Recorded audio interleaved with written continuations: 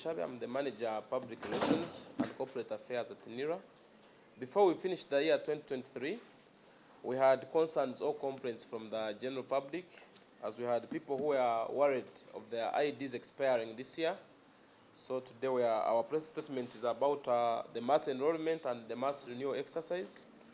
We would like to inform the general public that in this year 2024, Nira intends to carry out a mass enrollment and a mass renewal exercise, whereby we shall be registering all of you at parish levels, sub-county levels, for those citizens that have never registered, and even those that have IDs that are about to expire, we shall be able to renew for you. And for starters, we should be cognizant of the fact that most of the citizens we have registered in 2014, that's 10 years ago, and their IDs are about to expire. So this is the time we expect to reach out to you.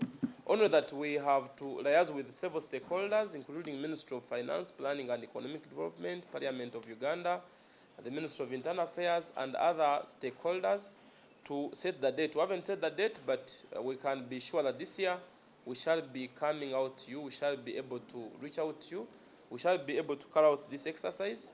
And we need to note that Section 56 of the Registration of Persons Act stipulates that the line minister, in this case, who is the Minister for Internal Affairs, General Kaindo Tafire, has the powers to announce the registration period.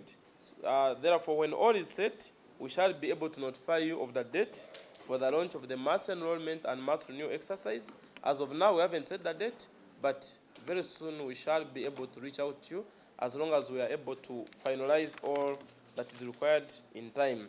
And as we wait for that date, we therefore call you upon to keep registering.